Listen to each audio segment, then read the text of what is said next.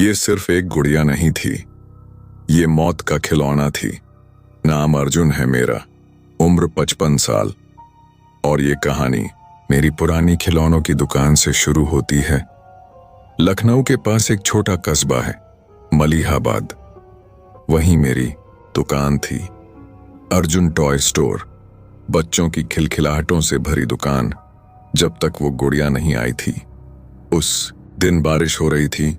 शाम करीब 6 बजे एक बूढ़ा आदमी दुकान में घुसा। उसके हाथ में एक लकड़ी का डिब्बा था जिस पर लाल कपड़ा बंधा था। उसने डिब्बा मेरे काउंटर पर रखा और कहा, ये गुड़िया किसी मासूम को मत देना, ये खेल की चीज नहीं है। मैं हंस पड़ा, सोचा कोई पगला होगा। लेकिन जैसे ही मैंने कपड़ा हटाया, अंदर से एक आंखें फाड़ कर देखने वाली गुड़िया निकली। उसका चेहरा इंसानों जैसा था, पर उसकी आंखें जैसे जिंदा हों। मैंने पैसे दिए, बिना वो गुड़िया रख ली। सोचा किसी शौकीन ग्राहक को बेच दूंगा। ये मेरी जिंदगी की सबसे बड़ी गलती थी। गुड़िया को मैंने दुकान की सबसे ऊंची शेल्फ पर रख दिया था ताकि कोई बच्चा उसे हाथ न लगाए। मगर उस रात कुछ अजीब हुआ।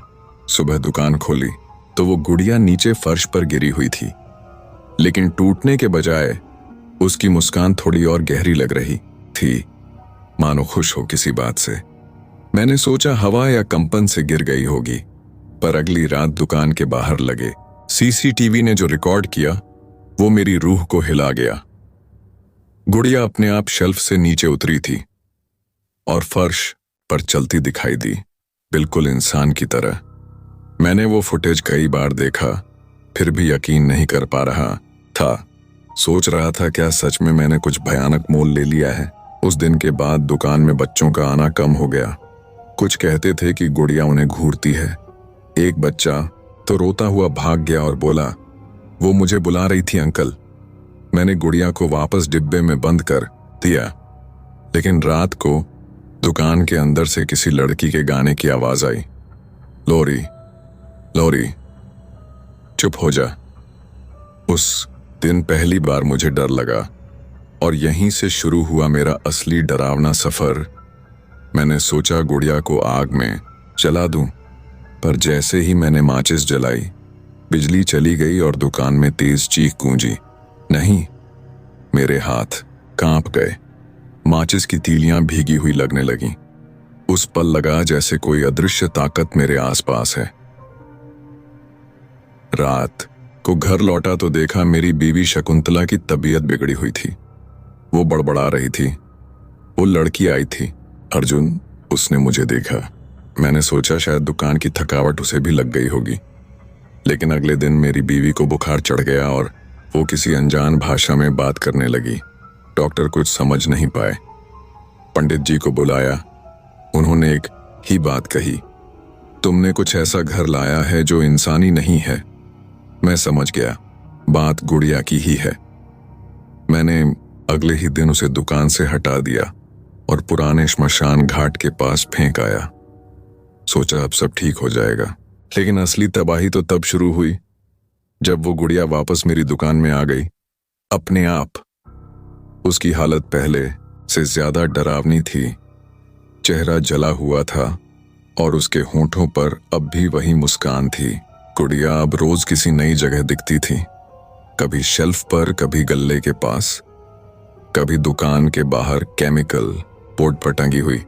उस दिन पहली बार मेरी दुकान में आग लग गई। आधी दुकान जल चुकी थी, लेकिन एक चीज जस की तस थी, वही गुड़िया। फायर ब्रिगेड वाले भी हैरान थे। सब राख हो गया था, मगर गुड़िया के कपड़ों पर एक भी निशान नहीं था। मैं पागलपन की कगार पर था।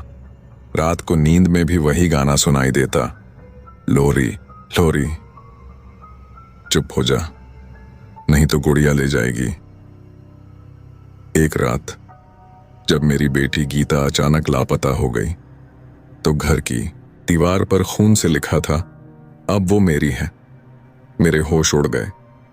पुलिस आई, तलाश शुरू हुई, लेकिन ना कोई सबूत, ना कोई सुराग। और फिर उसी रात गीता खुद लौटी, लेकिन वो गीता नहीं थी। उसकी आंखें सुनी थीं और वो सिर्फ एक ही बात कह रही थी, मुझे फिर से अकेला मत छोड़ना पापा। मेरी बेटी अब एक खाली खोल बन चुकी थी और उसके हाथ में वही गुड़िया थी, मुस्कुराती हुई। मैंने पंडित रमेश शर्मा जी को बुलाया, जो आत्माओं और तांत्रिक शक्तियों के जानकार थे। उन्होंने गुड़िया को देखा और चौंक गए। उन्होंने कहा, ये कोई आम आत्मा नहीं, ये एक चुड़ैल की आत्मा है जो किसी बच्चे के शरीर में दोबारा जन्म लेना चाहती है। मैंने पूछा, उसे रोका कैसे जाए? उन्होंने कहा, सिर्फ एक तरीका है, उसे उसी जगह ले जाओ जहां से वो लाई गई थी और वहीं उसका तांत्रिक विसर्जन करो। मैंने गुड़िया को संभाला, अपनी बेटी को साथ लिया और चल पड़ा उस पुराने कब्रिस्तान की ओर जहां पहली बार वो गुड़िया मिली थी। रात के 12 बजे घने कुहासे में हम वहां पहुंचे। पंडित जी ने हवन शुरू किया, लेकिन तभी सब कुछ अचानक ठहर सा गया। गुड़िया अपने आप हवा में उठ गई और अचानक एक औरत की चीख सुनाई दी, मुझे मत जलाओ अर्जुन, मैंने सिर्फ अपना बच्चा मांगा है। मैंने पीछे देखा, एक जली हुई औरत जो मेरी बेटी के पास खड़ी थी और उसकी आंखें जलते अंगारों जैसी थीं। पंडित जी चिल्लाए, हवन पूरा करो अभी। मैंने कांपते हाथों से आहुति दी और तभी आसमान में बिजली गिरी और सब कुछ शांत हो गया। गुड़िया जमीन पर गिरी, उसकी आंखें बंद थीं और पहली बार उसके चेहरे पर मुस्कान नहीं थी। मैंने चैन की सांस ली, लेकिन क्या सब कुछ खत्म हो गया था? मैंने सोचा था कि सब कुछ खत्म हो गया है, लेकिन अगली सुबह मेरी दुकान फिर से खुली अपने आप। अंदर घुसा तो देखा वो गुड़िया फिर से उसी जगह बैठी थी, वही चेहरा, वही मुस्कान। मैं डर के मारे भागने ही वाला था कि मेरी बेटी गीता बोली, पापा अब तो हम हमेशा साथ रहेंगे। गुड़िया कभी नहीं जाएगी। उसकी आंखों में फिर वही शून्यता थी और उसके गले पर उभरे थे काले निशान, जैसे किसी ने कसकर पकड़ा हो। मैंने पंडित जी को फोन किया, लेकिन तब तक बहुत देर हो चुकी थी। उन्होंने कहा, गुड़िया अब सिर्फ खिलौना नहीं, गीता का हिस्सा बन चुकी है। और तभी मेरे फोन में एक मैसेज आया। उसमें लिखा था, तुमने जो खोला अब उसे बंद नहीं कर सकते। भेजने वाला कोई नहीं था, नंबर 00 दिखा रहा था। अब हर रात मेरी दुकान में एक नया खिलौना अपने आप आ जाता है और हर खिलौने की आंखें मेरी तरफ घूरती हैं। मैं अर्जुन अब सिर्फ एक दुकानदार नहीं रहा, अब मैं उस गुड़िया का चौकीदार बन चुका हूं, जो हमेशा किसी नए घर की तलाश में है।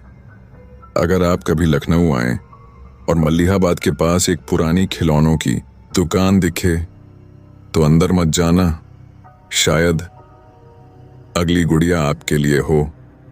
कुछ खिलौने खेल के लिए नहीं होते, कुछ रूहों को खेलने के लिए खिलौने चाहिए होते हैं।